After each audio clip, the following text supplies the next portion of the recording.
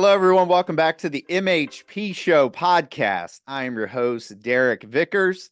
And here on the MHP Show, we talk about anything and everything mobile home parks, about anything about the business and the industry, real estate in general, money, finances, and then who knows whatever else we get into on here. We've gotten into some interesting conversations on the MHP Show. So we're glad to be back with another episode. But before we get started, I just want to shout out a couple of things here. So if you go check out our Facebook group, it's growing rapidly. It's Mobile Home Park Investing Pros. We provide tons of free value on that in that Facebook group. So go join that. It's Mobile Home Park Investing Pros.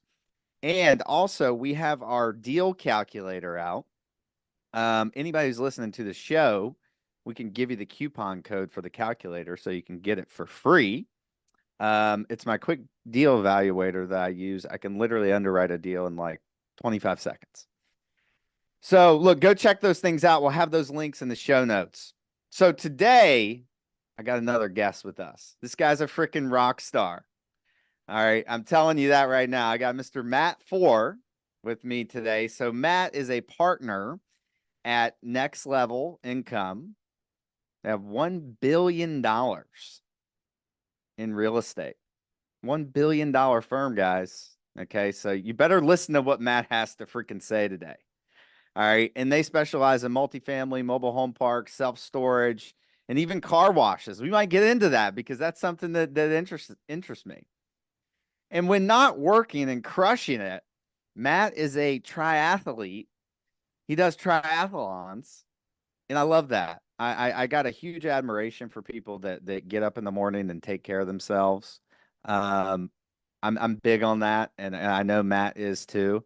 And if you don't follow Matt on Twitter, by the way, and I was going to say this to then, you got to follow him. He drops some great knowledge on. Well, it's not Twitter anymore; it's X now. I gotta get up with the times. But Matt, welcome to the show, dude. Man, I'm just going to bring you around with me every time I walk in the room and you just be my personal hype man from here on out. It pays I'm awful. down, man. I'm down. Pays awful, but Well, you can pay me and I'll record a hype thing so you can have it on your phone. And then when there you you go go. around and you can play it and be like, hey guys, listen to this. There you go. There you go. Appreciate the intro and love to be here. Yeah, dude. Yeah, dude. I'm glad to have you.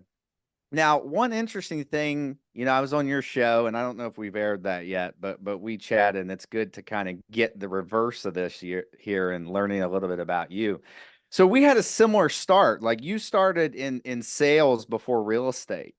And the fascinating thing that I learned is about the turning point that happened that led you into like, hey, I got to get out of this. So talk about that a little bit and talk about your background in sales a little bit.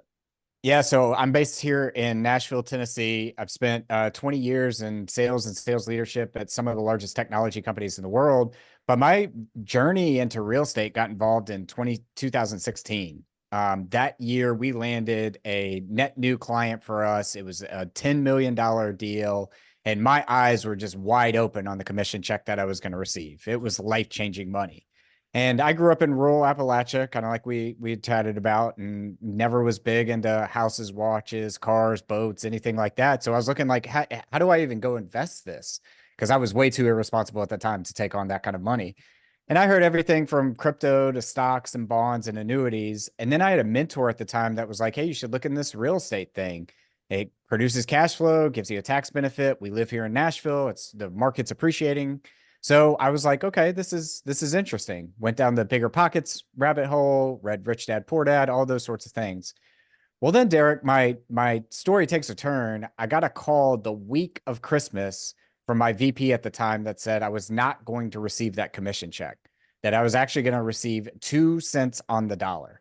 And again, I grew up in a rural part of the country, so the money I received was good money. It just wasn't the money that I expected. So it was at that time, though, I realized like, hey, if I want to achieve the goals that I have for my life, give back to the causes I care about, pursue the hobbies and the passions that I have, then I'm going to have to find a different way to go make money. And fortunately for me, I was already down the real estate rabbit hole and bought my first property right after that. And the rest, they say, is history. That's awesome, dude. How much was the check? How much did you think the check was going to be? So I've never said the number publicly. I will say it was more than seven figures, and it was life-changing money for me at the time. And what percentage of that did you actually get? 2%. 2% of that. Wow. 2%. Wow. I would have been freaking pissed too. Well, so I was very frustrated. I had to actually hang up the phone and go for a walk or two or 10 miles. But look, I learned a lot of things from being in corporate America. I learned how to build teams, run teams, sell, marketing, different strategies, all those sorts of things. So I would never give up that time, but it did put into perspective that if I wanted to achieve the wealth goals that I had in my life, I was going to have to do something else. Yeah, yeah, it was the same with me. I wouldn't change the time that I had, as a sales leader and things, because I learned a ton about leadership and all the things that you mentioned. But I probably spent it's probably a few years too long in it. Probably a few Yeah. years too long in it. So when you got into real estate, what was the first property you bought, and talk about that a little bit and how that led up to finding mobile home parks. Yeah, so I my first property was a townhome that was built the year before. It was had one owner. It was in the same neighborhood that I lived in with about 300 homes. And we were near a major hospital and we were in a pocket of Nashville that got passed over for the development. So I knew that the development would happen in that area. And worst of all, I could rent it out to a nurse that was doing a travel nurse stay at the hospital and things like that. I also thought at the time, like eyes and ears on the property, I'll go lease this thing out. I understand how to property manage. Let me go ahead and tell you, it took about 2 months for me to realize that I did not want to be in the property management business. If you ever saw me swing a hammer, you'd never know if I was right-handed or left-handed. Like I'm just not very Me handy too. either. But it really helped me scale learning that part of the business and learning that that wasn't something I enjoyed either. So we can kind of talk about my journey, but did some fix and flips, did some burrs, ultimately ran into the 10 property limit for Fannie and Freddie. So Fannie and Freddie didn't want to lend me any more money. And at that time, I was like accelerating in my W-2. And I was like, well, let me just look at this passive thing. So got involved as a passive investor and then ultimately jumped in on the GP side. Awesome. Awesome. And then how did you stumble on to mobile home parks as an asset class? Like, how'd you even find out about that? Because where I'm from, you know, and probably you as well, you grew up around trailer parks, mobile home parks. I had friends that lived in mobile home parks. I played in them as a kid. Um, I would have never dreamt in my life I would have, be an owner of one. So talk about that a Yeah. little bit. Yeah, it's funny you said that because one of my best friends in high school lived in a mobile home park. So like I went over there all the time and the stigma in rural Appalachia around mobile home parks, I mean, there's some truth to it, right? Yeah. So as I kind of matured in this space, I kept hearing about mobile home parks. I knew the cap rates and the cash on cash were phenomenal assets, but I still had in my mind the stigma of when I was in high school and going over to those mobile home parks and seeing what was going on in that. Ultimately, we got involved in mobile home parks back in about 2020. We were doing a lot of our commercial stuff on the multifamily side. And Mm, our strategy back then was really around the A class assets. We saw that as the Fed continued to print more money, as inflation was taking hold, that C class assets were suppressing in their cap rate. And while Class A buildings were as well, they weren't suppressing nearly as much. mm. So when you look at our portfolio, we have a big chunk of our net properties or net worth in our properties tied up in A class assets. And about 2020, we're like, okay, how do we balance this out? Because going out of 2020 into 2021, it was clear that affordable housing was still going to be an issue in our country. And it was there was going to be more demand for it. And since we already had the top end of the market, we needed something on the bottom end of the market to kind of balance out our portfolio. So we started quickly acquiring properties in North Carolina and South Carolina and that general area. And recently opened up a fund in 2023 as we went into 2024 to go out and gobble up more parks in the space. Yeah, that's awesome, man. And that's interesting because that's when I started in 2020. So I don't know if something, it was interesting because COVID was going on, and that's when I really got the bump from out in my, quasi entrepreneur corporate world. I needed to like go. But I think in 2020, people were waiting for like prices to crash. Like I heard around the industry, all prices are going to crash. And I don't know if I necessarily believe that, but it actually didn't happen. Nope. We still found good deals anyways, and prices just like, skyrocketed, at least seemingly back then. But if you look at some of the prices now, you look like, man, the stuff in 2020 was cheap, right? Yeah. Like, Yep. That's so there's some stuff on real estate Twitter that shows good charts around like, oh, I'll just wait and buy real estate when prices come down or when interest rates come down. First of all, people don't realize if interest rates come down, prices go up yep. in commercial assets because that money is looking for a home now, and commercial assets are just a better home for it. And there's some tax advantages and all those sorts of things. And second of all, like there's no good time to buy real estate because I do believe over a long enough time period, all real estate will appreciate over a long enough time period. So if you're waiting, you're just going to buy at a higher price. Your entry point is going to be higher. Yeah, yeah, it's so true because I think back to 2020 and I'm calling, cold calling mom and pops in Florida and they're like 50,000 a space. And they're like this is Orlando, like Tampa, the hot markets. And I'm like, "Oh my gosh, you're crazy." I had a friend in the industry who was like, "Oh my God, it sounds like a covered land play." But then we actually started buying stuff for that. And now it's like, dude, we were stealing stuff. If you can Yeah. buy 50 a pad in Orlando right now, I almost wouldn't care what it looks like to a degree. Um, you're just not going to find that. So where do you Yeah. see like, moving forward? Because I'm in agreement with you that like, hey, I think if you give yourself enough time, you can screw something up and you're still going to be fine in real estate, especially in mobile home parks. So what do you see like for the future of this industry in the next 5 or 10 years? Do you think we're going to see, rents still going up and asset values going up? Yeah, there's two trends that I'm kind of watching in this space right now. The first is on supply. So I'm sure your listeners are well aware of the shrinking supply in this space. So the way I kind of talk about it to new investors is we think that there will be more need for affordable housing in the future, and call it what it is. If we can transfer some of these homes from park-owned homes to tenant-owned homes, it is an opportunity for them to participate in the equity of their home. And it Yeah. is at an affordable level. So if we believe that demand is going to increase, that's usually a good sign for an industry. The Yep. second thing is supply is shrinking. Like all the reports I read is that Michigan, Louisiana, and Florida are the only three states where they are increasing their mobile home park supply. Every other state, it's decreasing. So let's just do some simple economics. If demand is increasing and supply is shrinking, that's a good economic position to be in. So yes, I do believe that over time, mobile home parks will still continue to appreciate in value. We will still see appreciation on the rent side too. There's some interesting stats out there that show like what is it, 25 to 28% of the income from our residents is they're spending on lot rent, for Hmm. instance, which is, you want to see that number usually around 33, or it has the ability to flex up to 33. The second trend that I'm actually watching right now too is this idea of modular homes and 3D printing homes. I don't think we've figured it out yet because we haven't figured out the zoning and permitting side of it. Like, Hmm. is this a mobile home? Is this a vehicle? And those sorts of things.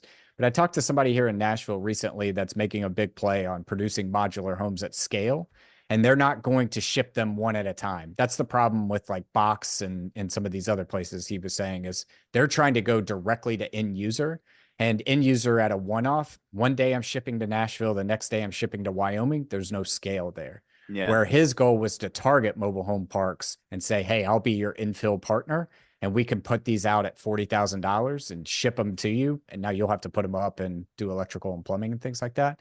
So that's going to be interesting to see how that plays out, I think, in this space too. Yeah, that's interesting, and I always look at like industry disruptors and like things that could, happen to disrupt the industry. One of the things that concerns me is like the nat some kind of national rent control comes down, which kind of, you know, would now we all have to sell at 8.5 caps and, everyone's property value plummets. Which would be scary because we looked at a deal actually, it was in Massachusetts And I looked at the numbers and I'm like, hey, it was like an 8.5 or a 9 cap in place. I'm like, man, this is nice. Like, don't have anything there, but I'll look at it. But then we did some research and around the market, it was only approved to go up $40 in rent in the next 3 years. There was some CapEx that needed to be done there. And I'm like, well, how do you justify that? When I know how much trash expenses have increased and they're increasing. Like, how are you like so if they do something like that, it scares me a little bit. I don't know about Yeah. you. Yeah, I mean, rent control makes sense at a high level, and then you see it being applied, and almost everywhere where it's done, it's been a failure. And look, I'm not here to gouge the lower income side of our society for all of their money and keep them in cyclical poverty. That's not my goal. But at the end of the day, if you look at New York, if you look at California, if you look at some of these bigger states that have implemented rent control, I mean, there's no reason for you as an owner to improve the property because Right. it's simple math. If I can only extract $40 more a month, then I better not be putting in $50 more a month because I'll be always behind the eight ball. Yeah. Yeah, for sure. For sure. And do you ever think that like, I hear people talk about too that like, is there a cap on where rent can go with mobile home park tenants? Is there a cap? And so part of me is like, yes, but like in 10 years, the minimum wage is whatever it is now. I don't think it's like a standard thing, but jobs that used to pay $10 an hour are now paying $20 an hour. So in 10 years, someone's going to be making $30 an hour for the same job, I would think, right? And my opinion is that the rents are kind of, they're a product of apartment rents. As apartment rents continue to increase, we're still going to be the cheapest place in town. Do you agree with that, or what's your opinion on that? Yeah, I agree with the comparison to apartment rents. I would also say that goes back to roughly 30% of the annual take home or the monthly take home pay is what I think you can charge. So it is Yeah, going to be very market dependent. And I find myself in this bad habit of assuming that, hey, $350 to $400 is the most you can get on lot rent. And then I come and talk to you and you're charging people $800, $900 there in Florida because there's a different market for that. So I've got to get out of that habit of just assuming that everywhere in the country nobody can really afford more than $350 or $400 and really just saying, hey, what is the monthly take home pay for this market? What is 30% of that? I think we can roughly raise it to that amount. yeah, yeah. And my opinion on it is like, what is the market willing to pay? That's why you do test ads. That's why you do like things like that to see what the market is actually, what it is. Let the market tell you. Don't let some old arbitrary rule tell you like, hey, this is what it should be. In Tampa, Florida, it's $2,500 a month for an apartment, a two-bedroom apartment. To live in the hood, Wow. it's probably 1,500. Maybe, maybe a little bit more for a two, and that may be a studio, right? Wow. And they're not, I mean, they're building some product in Tampa, but like, you can't build affordable No. in a big city. Well, Like, and I don't think it's that you can't. It's that city council people don't want you to build affordable. So why there's a shrinking supply, in my opinion, and what I have seen is that okay, if I'm a city council person, the way I run my budget is based off of the revenue I get, the tax revenue I get. The right, number one tax revenue I typically receive is a property tax. So I've got 100 acres of vacant land. Do I want to put a mobile home park where the value is lower from a property appraisal standpoint and siphon off 1% of that? Or do I want to say, hey, Amazon, come build a $1 billion tower here and bring us 50,000 jobs and do 1% of what the value of that is worth? Same right. with Class A apartments and Class C apartments. I mean, really, the property value is dictated by the NOI it produces. Your NOI is probably going to be higher on a brand new luxury A class property building than C class. So that's the crux of the argument here. And I get tired of city council people being like, oh, well, it's developers. They don't want to develop this because they can charge more. No, no, no, no. You're allowing us to develop, you're wanting to us to develop this more expensive property so you can earn more. Yeah, yeah, true. And then, on top of that too, even I'm not an expert on the cost to build, but the permitting Right. to build something and charge $1,500 a month.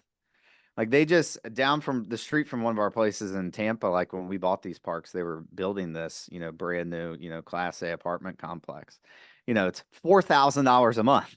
Like, Wow. like, Wow. yeah, they're building stuff, but like who can, not the average person, it's tough to, you got to be making some money to pay, 48 grand a year. Yeah. Yeah. So, Wow. yeah, it's going to be interesting to see.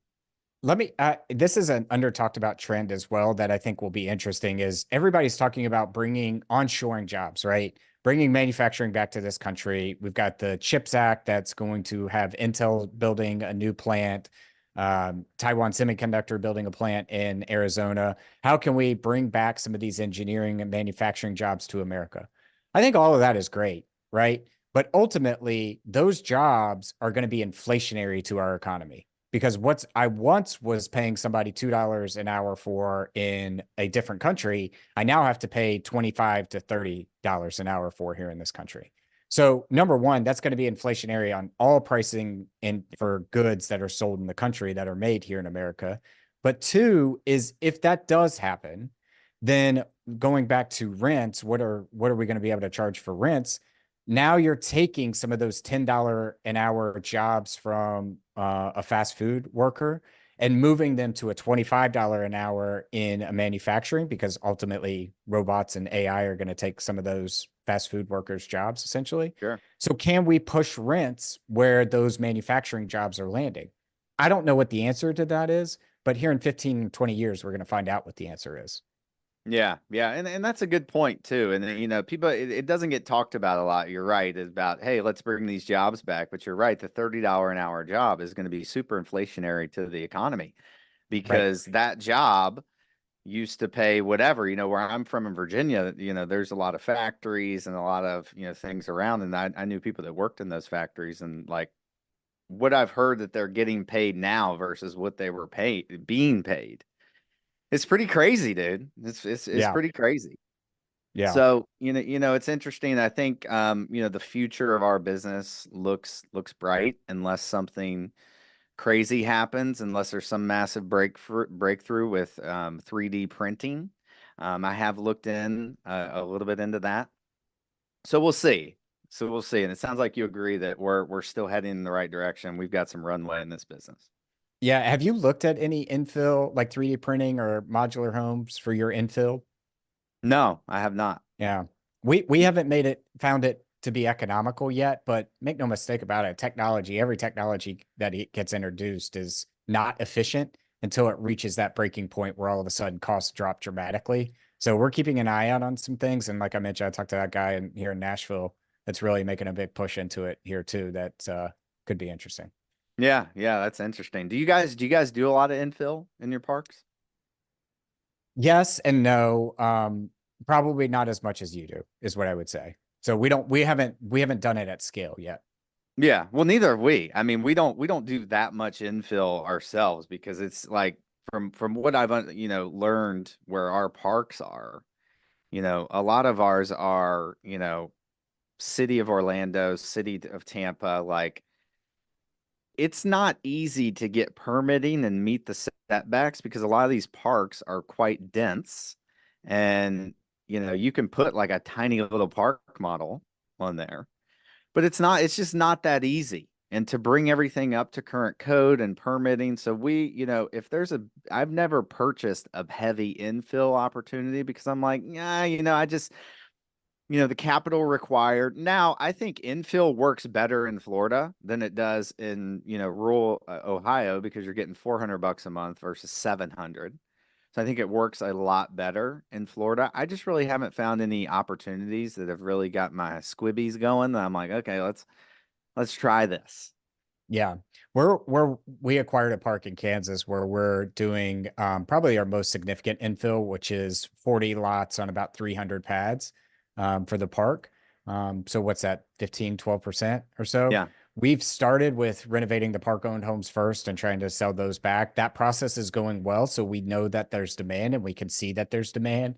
Now it's a matter of, okay, step two of this process is one, sourcing the homes to put in there, and then two, finding the tenants that want to buy these homes as well. Yeah. Yeah. Are you what market is that in? It's in So Kansas?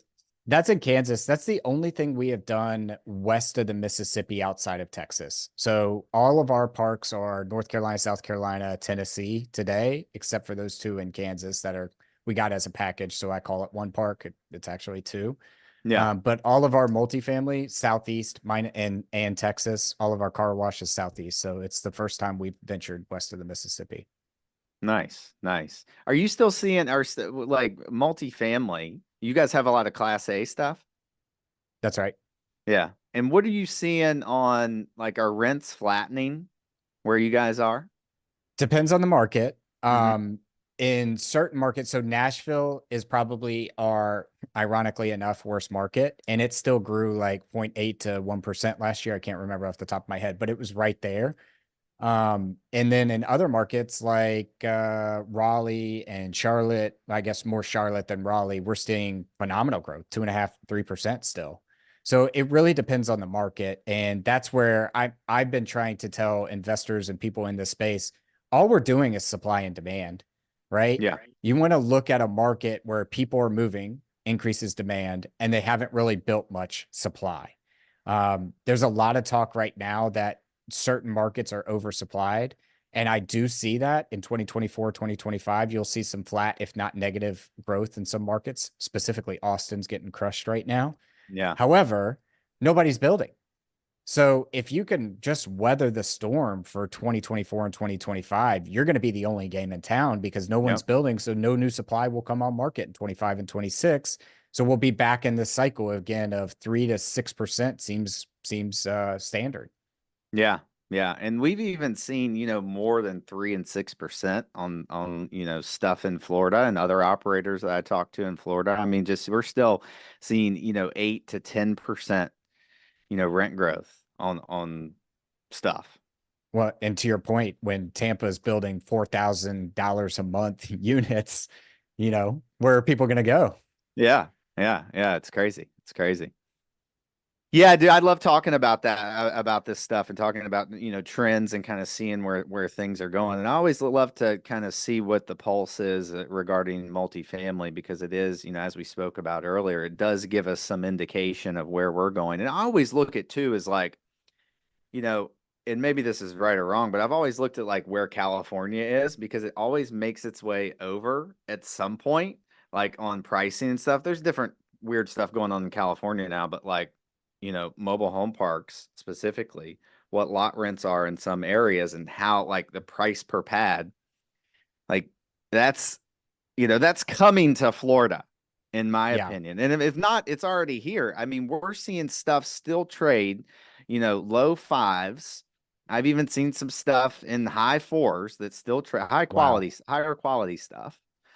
But I mean, it's crazy, dude. It's crazy. And I'm Yeah. like, man, do I make sense? I'm looking at a deal right now. It's like a 5 and 3/4 cap in place. And I'm like, you know, if I take this down, it's a great asset. Like it'll manage pretty well. Not a lot of work seemingly. I try to knock on wood when I say that. Um, but like, is someone else going to come in and pay a 5 and 3/4 cap in 5 years? Maybe. Yeah. I don't know. I mean, the questions I would look at there is what is your debt structure? Are you amortizing your debt? Are you able to get it for a pretty fairly low interest rate for this environment? And then the second is, are you taking investor capital? Or are you holding it for yourself? Because you know as well as I do, the longer you can extend your timeline, the better off of a position you'll be in. So if it's something where you're not taking investor capital and you're okay just holding that asset for 20 years, you're going to be fine. But if Yeah. you are taking on investor capital and you need to provide a return to that capital and you need to liquidate that capital within a certain time period, that's where the decision gets different. Yeah, yeah, no, for sure. And I've actually started to think with and come up with some new ideas on the time period thing. Like we've got a couple deals under contract now, and I've got investors that are my more patient guys, and they're willing to like, be flexible with the time period because like just think if we had to sell last year, like Yeah. it's not good for the investor. Like and if you have to, I think you'd be doing your investors a disservice. Like, hey, we have to get out in 5 years. It's 2023. It's a bloodbath. We Yeah. have to take a massive haircut on this. Like, I don't want to be put in that situation anymore. Weren't in that situation, but like, most of my investors are retail guys. I got a couple like, bigger investors, but like I want to do right by them. And for me, being a steward of their capital, it would not have been a good decision for me to sell last year, right? Or Yep. whatever. And so I've been actually writing in and we're looking on these deals at putting in some more flexibility. Like, hey, we want to, exit in 5 years in one way, shape, or form, 3 to 5 years. But like, if the market's a disaster, like, Yeah. let's keep it open. Yeah. And there's where, I mean, I think we're kind of beating this point, but the only way I think you absolutely lose in real estate is when you borrow short on a long-term investment, meaning you are forced to have a balloon payment or some sort of capital event that needs to happen within a short time period, and Yep. you've implemented a long-term business plan. Plain and simple. So I think in those sense, I would leave it flexible to say, hey, this is a 7 year hold. We're going to try to exit in 5, but your expectations should be set at 7. Yeah. Yeah, for sure. And that's true. And you look at all the people that got in trouble, last year and the people that are still going to get in trouble. Um, that's what happened. It was a time thing. If they can somehow weather the storm, they're going to be fine. Yep. But if they can't, I've already seen people and heard of people getting in trouble in multifamily and things, last year. I'm sure you have too, but you're right about that. It's a time thing. If you screw yourself on the time, you can get blown up. Yeah, we've definitely seen some people get blown up in multifamily. Our portfolio has weathered. I mean, we have some spots that we're having to refinance and do some things like that. I'm not going to say we're immune, because if you say you're immune, then you've either never done a deal or you're ignorant to what's really going on. I will say this, since this is publicly broadcast on the internet and will live forever. Mark my words, 2024, you will hear about more loan modifications than you will defaults. I think all of the banks learned in 2008, they don't want to own these assets because that means they have to operate them, and Yeah. they don't want to be in the operation games. So we're seeing all the time from our debt brokers like, hey, we wrote this in our contract that that you would fall under these covenants. We're willing to work with you as long as you communicate. If you show up at our door and say you've already done a capital call, you've been paying distributions, you've mismanaged your operating account, then yeah, we'll absolutely foreclose on you. We'll figure the situation out. But we're not trying to go from 0 apartments as a bank to 10,000 apartments overnight. Right. Yeah. Yeah. The banks don't, and especially when it comes to mobile home parks, they don't want to operate these things. No, They don't want no. to operate these Very things. specialized skill. It's even harder to operate a mobile home park than it is an apartment complex, I think. Yeah. There's no question about it. I mean, in apartments, you can find, um, I mean, you may know better than me, but it seems like the amount of actually good management companies that you can bring on board in multifamily is a much larger number than in mobile home parks. I think you were the one that said this on the show that we recorded, but this comment has always stuck with me. The fact that you're going to try to get a lot of people in this space are like, oh, I'll just find a resident and have them be in charge of the park and be a pseudo manager. The fact that you're going to find somebody that lives in a mobile home park and ask them to do leasing, repairs, negotiations, evictions, security deposits, all that sort of stuff, and throw all those skill sets on them when they've never done it is setting yourself up for failure. So that's why I do, to your point, agree that there's probably more qualified apartment managers out there, because there's a lot of single family property managers that can work themselves into managing a 12-unit apartment complex than there are people that could go and manage a mobile home park tomorrow. Yeah, yeah, for sure, for sure. And I've learned on that, and I think we did talk about that a little bit on your show. So, Yeah. um, I wanted to shift here because there was something that you say that I got that I really love, and I wanted to unpack and talk about because I agree with it at 100%. Because you said once we solve the money problem, we can live a more intentional life. And I think that's huge. So I want you to unpack that and talk a little bit about what you mean about that. Yeah. So what I mean by that is let's break down the intentionality piece first. So being intentional, I had a VP say to me one time when in the corporate world, they were like, Matt, I don't care what you do, and I don't care what the result is, as long as you are being intentional with your actions, we can fix the result. And what he really meant by that is think through what you're trying to accomplish and how you're going to accomplish that. And I started thinking about my own life, right? Like YOLO, you only get one life. And I know that's a common saying and people kind of smirk when they hear it, but it is true. My sister passed at the age of 39 in her sleep in my parents' home. And that really shortened my view on life, Mm. right? We always think we're going to do the thing later, do that thing next week, call your mom back it next week and things like that. But in reality, you never know when your time is up here on this earth. So I think we were all put on this planet to do something, whatever our natural abilities are, whatever our purpose is, we were put on here to do something. So I want to be intentional with the time that I have because I don't think I'm going to be racing Ironmans when I'm 92. So I might as well try to be intentional and do them now. Now, what's stopping most people from being intentional? What's stopping them, in my opinion, is either health. That's one thing. Like if that's something, then that's a different problem. But it's usually money, right? The reason why we lock ourselves to a desk or go do things that we hate is because we have to have money to survive in this world. I Yep. didn't make the rules, but that is a rule, right? So I think once we solve that problem of not having to worry about where money is coming from, then we can be more intentional. Let me give you an example. Um, when I was involved early in real estate, I had to take 7 p.m. calls from corporate America. I had to go on business trips where I'd miss out on friends' activities, miss a training day. Now that I'm older, miss out on kids' activities and things like that. So I'm not being intentional with the things that I said I wanted to be intentional with.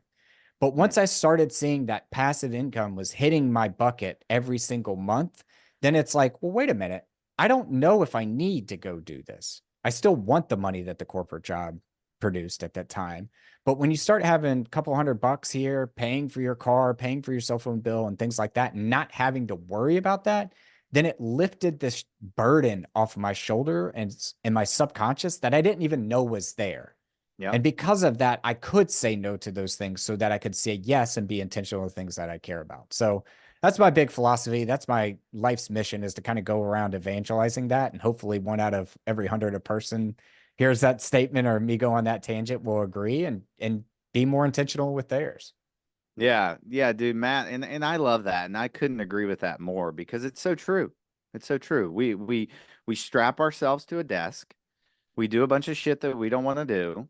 We don't get to do this. We don't do the traveling that we want to do. We don't get to do the time with the family because yes, we unfortunately we do live on an economic planet and money is needed for absolutely everything.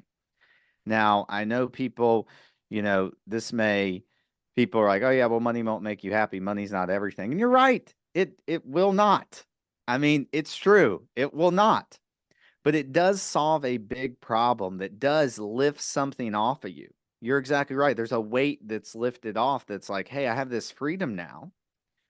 I can actually go do some of these things that someone that's stuck in a 9 to 5 job would not be able to do." And so like when I saw that's one of the things that you live by. I just love that because I could not agree with that more because again, you know, money is not everything, right? Money won't make you happy, whatever, but like it is very important in this Yeah. world.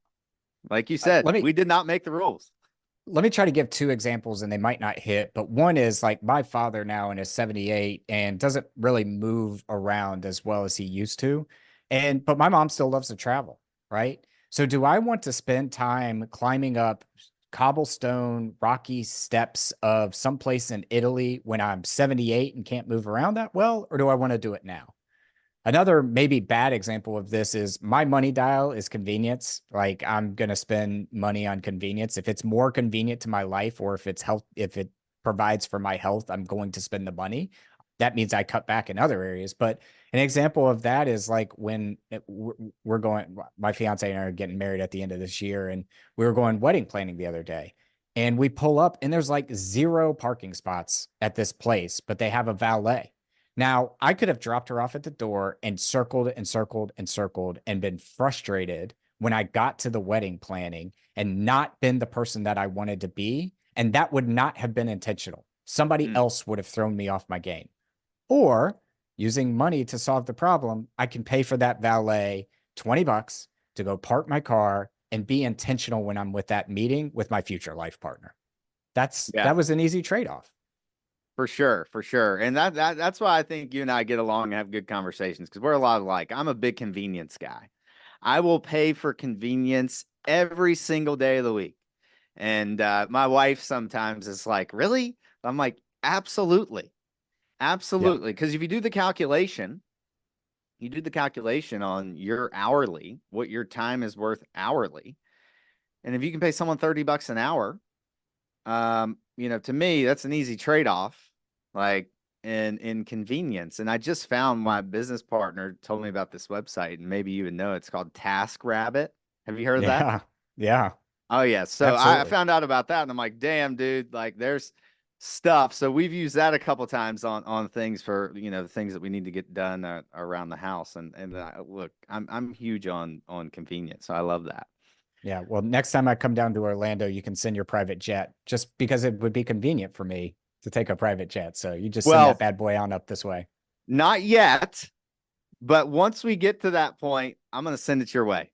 There you go. G7, baby. There you go. G7. There you go. Putting it on the Um, internet so you can't forget it. that's right. That's right. I wanted to shift here on the we talked about we talked a little bit about health in the beginning. And I am huge on, health and fitness, taking care of yourself. So just tell us how important is that to just overall, not even just business success, like life success? Yeah, I saw this picture this morning actually that showed Paul Rudd at 52, and then it showed this old ass man who's been through a lot at 52. I wasn't sure who it was, but it just showed the difference there. Mm, And it made me really think about like, oh, where you are is a direct result to the health decisions you made earlier in life. And so I've always been a little bit of a health nut. I've always worked out, played sports. I got into Ironman because I like the challenge of it. I love the physicality of it. I will say though, in Ironman, like I used to eat bread, I used to eat Pop Tarts, I used to eat like a bunch of sugary stuff all the time. And as I've aged, I have definitely noticed those slow me down. hmm. So we're a big fan of like Whole30 in our family. Yeah. Whole30 is a diet for 30 days. You don't eat any processed meats or any processed foods, no alcohol. And that sounds very restrictive, but what you notice is your energy levels are higher, your sleep is better, your mental clarity is much clearer. And when you start operating at that level, you're operating at in a different game, right? Mm, So I don't know if I'm directly answering your question with that, but for those people out there that are like, hey, I want to get my health under control, I think health is the number, or like going to the gym is the number one self-confidence booster you can do in your life. Because if you do that for 30 minutes a day for 2 months, you're going to see a noticeable change in you. And you're going to notice a mental change in you as well from a self-confidence standpoint. So the easiest thing to do is walk for 30 minutes a day and eat food, mostly plants, but not too much. That's as simple as it gets, right? yeah. Yeah. And look, that's great because I'm all about sustainability too. And so like I've been working out daily for, I don't know, 8 years now, 8 or 9 years, right? And it doesn't matter if I'm on vacation, I work out. It doesn't matter where I'm at. Absolutely. Same. Same. It's the same schedule for me. And so you get to that point, and in my opinion, you build that habit by like what you just said is like, hey, start out doing 30 minutes a day. You don't have to do crazy shit like I do. Like you don't have to do that in the beginning. Like work up to that. And then, like, once you get to where I've done CrossFit, any kind of workout you could think of, right? So, like, once you understand how to work out, like, it doesn't matter where you are. I can go do burpees anywhere. I can Yeah. go do death by burpees for 15 minutes and kill myself anywhere. Yeah. Do you know what that is? No, but it sounds miserable, which It's means I pretty, would love yeah, it. yeah. It's basically on the first minute you do one burpee, on the second minute you do two, on the third you do three, on the fourth you do four, and then you're like, oh, okay, this is nothing. And then when you get to like 7 to 10, and then you're like just doing burpees the whole time, you're, pretty toast. Yeah. Let me say this. This is why I love Ironman too, is because Ironman is a 2.4 mile swim, 112-mile bike, a 26.2 mile run, all in a single day, all in a single event. I don't know why I do it either. I just a glutton for punishment. But one thing I love about that sport is no one is born to do that, Mm, right? LeBron James, they talk about all the time. He's 6'8", 250 of solid muscle, can jump out of a gym. Like he's clearly treated his body well and done successful in strength and done all the small things well. But ultimately, he was going to be an athlete, right? They yeah, always talk about like, could he have been a football player in the pros? And the answer is typically yes. yeah. No one says that about an Ironman. The people that show up to an Ironman worked at it every single day. Mm, But what I love about it is I can't miss a workout and then double up the next day. Like, so if my ride is an 80-mile ride today, and my run tomorrow is a 10-mile run, I can't say, oh, I'll just do a 160-mile ride today and a 20-mile run the next day. No, I'll put myself in more likely to get hurt. So it is a work up to, right? I didn't start off doing that either. But what I love about it is it forces you into this routine of mm, doing something every day because every day you're getting that 1% better. yeah, yeah. I love that. And so how long does it take you to do one, an Ironman? Like the race or to train for it. Well, I guess the race. How long does it take? Yeah, so my fastest halftime was like 4:18, I think, 4:20, right in that time period. Fulls, I haven't put together a good full yet. It's still right there in that 10 and a half, 11 hour mark. So Yeah. I'm trying to get better at that, but because full is not just double. They say it's double and a half, basically, because it's just a whole different beast when you're racing for 7, 8, 9 hours. Yeah, yeah, that there's definitely a mental toughness to that. And I need to do one. I need to do one. I love shit like that. I've just never done one. Um I just need to do it. So what's the training like up to that? I'm sure it's a gradient where you do a little bit and you keep getting more and more. Yeah, the best way to think about the training is they say for a full, you need about 9 months to a year, depending on where you are in your training cycle. But it was basically always a pattern of you have 5 week blocks. The first week you start off at level one, then you increase it by 10%, then you increase it by 10%, then you increase it by 10%. Then that fifth week you drop back to level one, and then you go again. You increase by 10 from that level. Mm, So you're all the time kind of gradually and then taking a step back, gradually and then taking a step back. It's called periodization mhm. training. And yeah, it just follows that.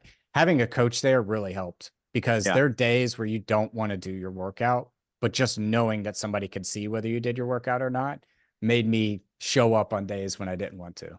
Yeah, because if your workout is like, hey, I gotta go run freaking, 10 miles today.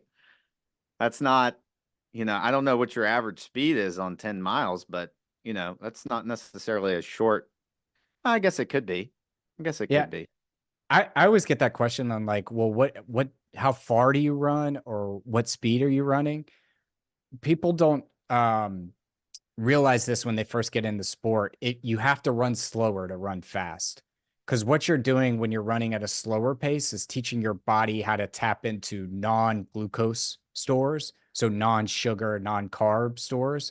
So Hmm. if you think about it, over 10 hours, you're going to burn through all of your sugar. No matter how much sugar you put in your body and carbs during the day, it's just never going to be enough. So you have to learn how to effectively tap into your fat and use that as muscle. Mm. And how you do that is running at a slower pace. So a lot of my running is done at a very, very short pace, a slow pace. And then obviously we have some sprints and some tempo work and things like that. But ultimately, to run fast at a long distance, you got to learn how to run slow.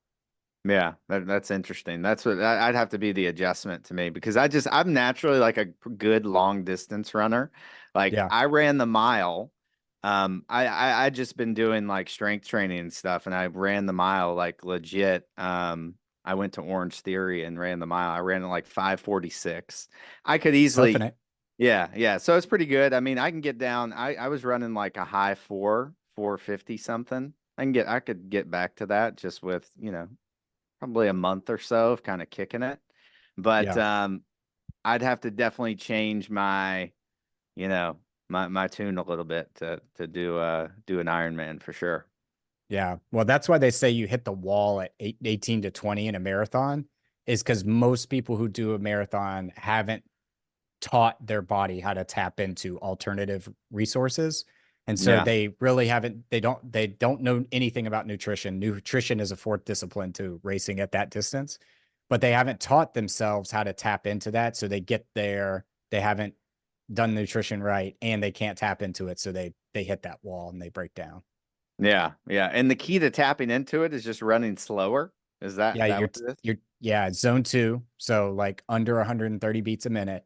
And you're learning that at that level, your body doesn't tap your sugar reserves Uh, first. They're looking to tap fat and slower reserves, basically.